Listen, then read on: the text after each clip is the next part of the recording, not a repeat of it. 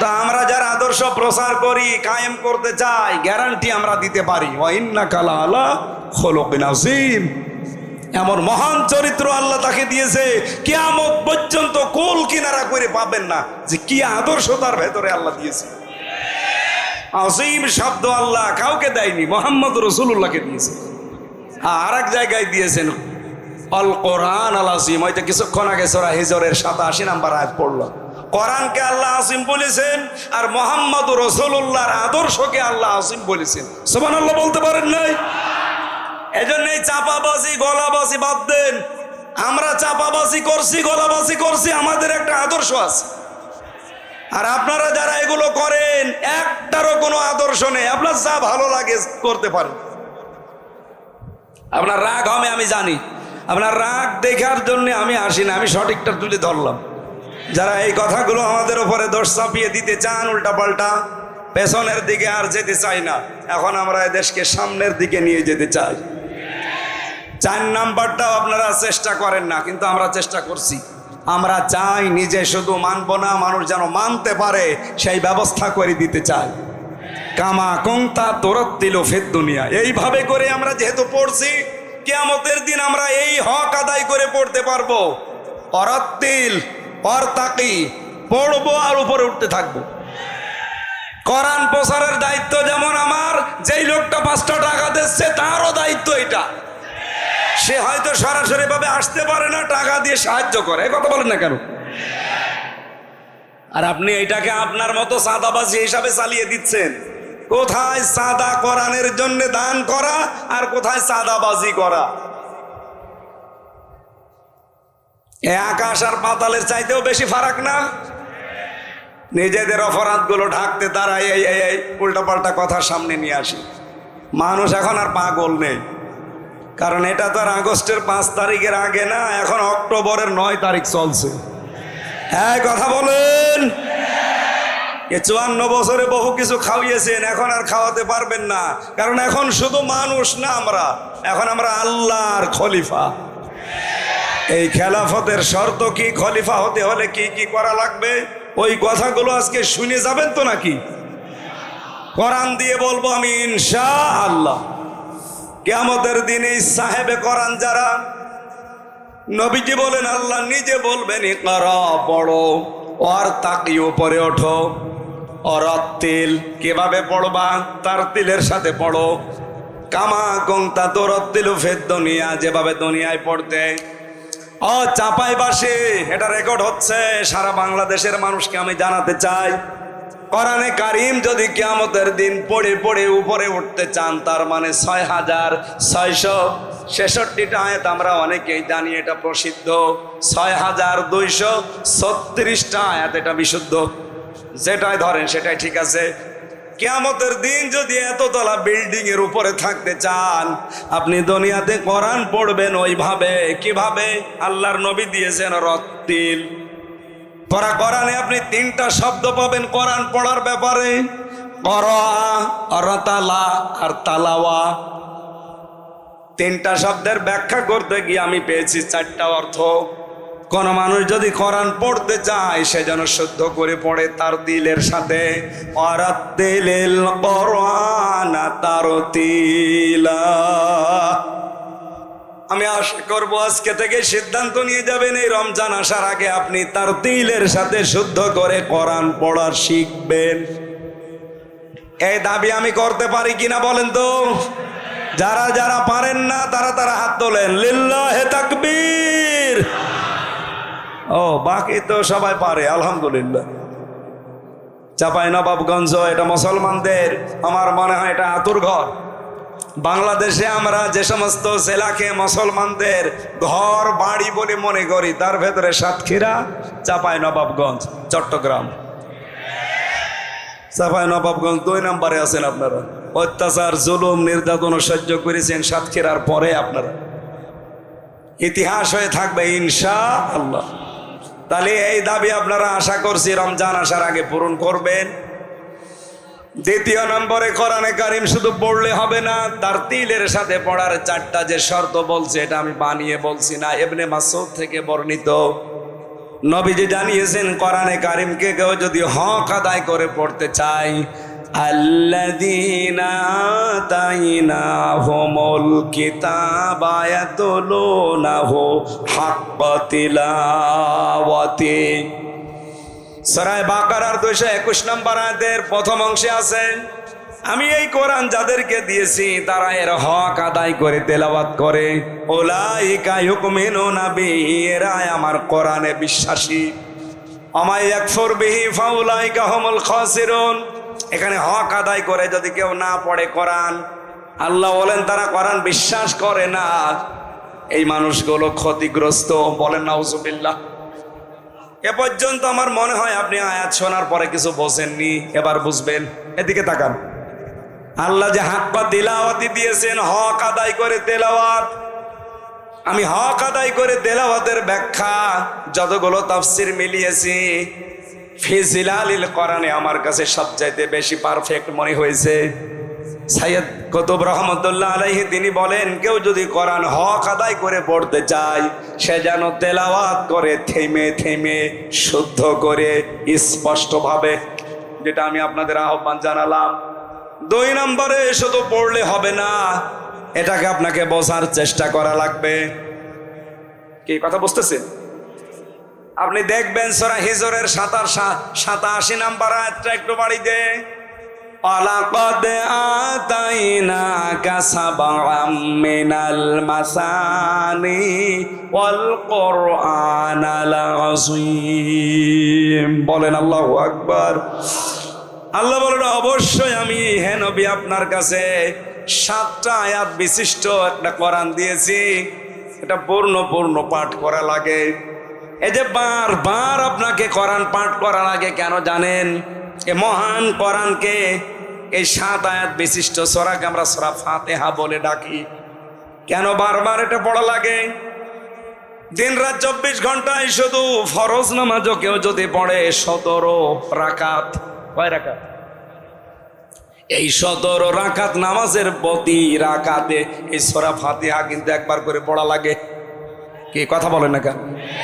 কেন বারবার এটা রিভাইজ দিচ্ছেন, বারবার এটা রিপিট করছেন কেন? একটা উদ্দেশ্য আল্লাহর আছে, আপনি যেন বোঝেন যে আপনি কি বলতে চান আল্লাহকে। পড়া কোরআন শরীফ আমি একটা স্টাডির জায়গায় রেখে দেখলাম, কোরআনে কারিমে আল্লাহ তেলাওয়াত সাজিয়েছেন 5 ওয়াক্ত নামাজের ফরজ, সুন্নত, ওয়াজিব, নফল। এই নামাজগুলো যদি আপনি পড়তে থাকেন, তাহাজ্জুদ আছে, ইশরাক আছে, আওবিন আছে, বিভিন্ন নামাজ আছে। এই নামাজগুলোতে যদি কোরআন শরীফ আপনি নিয়মিত পড়েন, আমি মিলিয়েছিলাম জেলখানায় থাকতে এটা 7 দিনে পড়া কোরআন শরীফ নামাজের ভেতরে পড়ে শেষ করা সম্ভব। আমি নিজে পড়েছি 5 ওয়াক্ত নামাজ মিলে। আমি সুন্নত পড়লেও 4 পৃষ্ঠা দিয়ে 4 রাকাত পড়তাম। তাহাজ্জুদে প্রায় 2 পারা, 2.5 পারা, 3 পারা চেষ্টা করতাম পড়ার। এরপরে আওয়াবিন নামাজে 1 পারা, এরপরে ইশরাক নামাজে 1 পারা। এভাবে করে করে আমি দেখেছি 7 দিনে পড়া কোরআন শরীফ শুধু নামাজেই শেষ করা সম্ভব। ওই সময় আমি একটা চিন্তা নিয়ে এসেছিলাম, কেন আল্লাহ এই সিস্টেমগুলো করে দিলেন এত তেলাওয়াতের। আমার বুঝ এসেছে, এটা কোরআন কেন্দ্রিক যদি মানুষ জীবন গঠন করতে পারে, ওকে আপনি এই পৃথিবীতে পিটিয়েও শিরিক করাতে পারবেন না।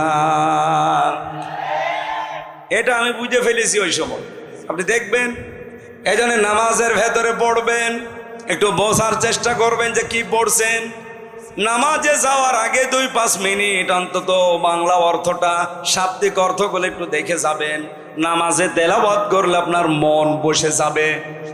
3 নম্বরে শুধু বুঝলে হবে না, যা বুঝলেন ওইটা আপনার প্র্যাকটিক্যাল লাইফে মানা লাগবে। কথা বলেন না কেন? আমার প্রশ্ন, এই বাংলাদেশে এই 54 বছরে কোরআনে কারিম আছে না নেই? আরো জোরে। কিন্তু ব্যক্তিগত জীবন থেকে আন্তর্জাতিক জীবন পর্যন্ত মেনে চলার পরিবেশ আছে।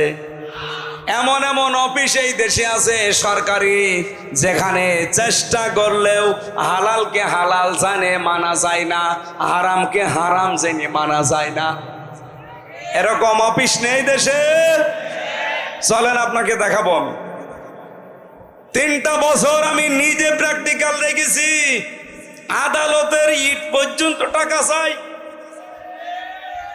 আমার মনে হচ্ছে ইটও এভাবে তাকিয়ে আছি 3 কোনা হয়ে যে টাকা দেন। আপনি বাংলাদেশের একটা অফিসের নাম বলেন যেখানে আজ টাকা ছাড়া ফাইল চলে না। ফাইল চলেই না, টাকা দেবেন, ফাইলের মনে হয় হাত পা বেড়ে যায়। ঘোষ যদি এখন অনেকাংশে বন্ধ হয়েছে, কিন্তু 100% বন্ধ এখনো হয়নি। এটা 100% বন্ধ কিয়ামতের আগে সম্ভব না, যতদিন আল্লাহর কোরআন এই দেশে কায়েম না হবে। সাইয়েদ কুতুব এইটাই বোঝাতে চেয়েছেন না। একটু বসেন।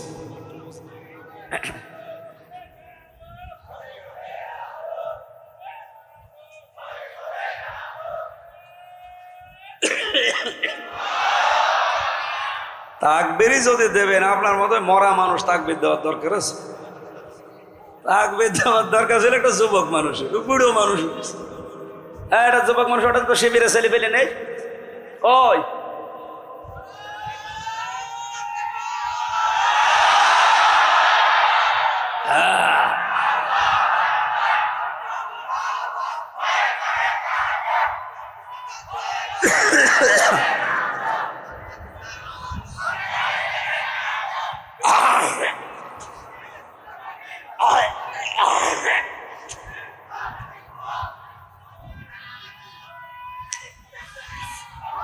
ঠিক আছে, ঠিক আছে, যুবক মানুষের জেলায় আজ থাক।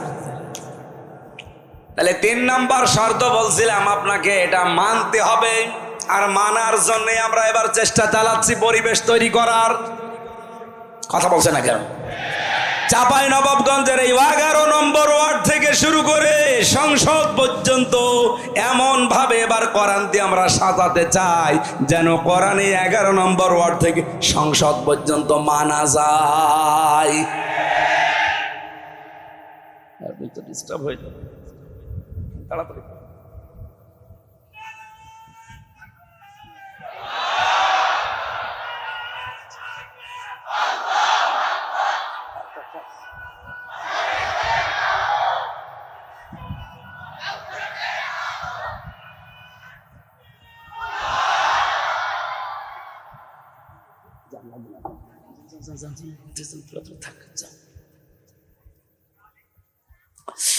চাঁপাইবাসে 4 নাম্বারটা বলছিলাম, এই পৃথিবীর ময়দানে কোরআন যেন মানুষ মানতে পারে সেই ব্যবস্থা করে দিতে হবে। এই 4টা বিষয় যারা মেনে চলে তারা কোরআন হক আদায় করে পড়ে। আল্লাহর ভাষায় এরাই মাত্র কোরআনে বিশ্বাসী। এবার আপনি নিজের সাথে আয়াতটা মিলান, বাংলাদেশে কোরআনে বিশ্বাসী মানুষ কেমন পাবেন?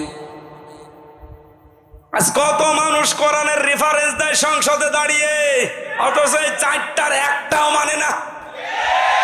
আমি নিজে তাকে প্রমাণ করব। আসেন, আপনি যদি আমার সামনে শুদ্ধ করে কোরআনে কারিমের একটা সূরা পড়তে পারেন, আপনাকে আমি মিষ্টি খাওয়াবো। অথচ রেফারেন্স দিচ্ছে কোরআনের। মনে হচ্ছে আল্লামা হয়ে গেছে। স্বামী আর স্ত্রী বানিয়েছে কোন মিস্ত্রি? 1 নাম্বার তো পেলাম না। 2 নাম্বারে কোরআনে কারিম বুঝবে, শুধু আয়াত পড়ে লাকুম দীনুকুম ওয়ালিয়া দিন, লা ইকরাহা ফিদ্দিন। অথচ আয়াতের বাংলা অর্থও যদি সঠিকভাবে বলতে পারে, আমি মিষ্টি খাওয়াবো। বাংলাটাও পারে না।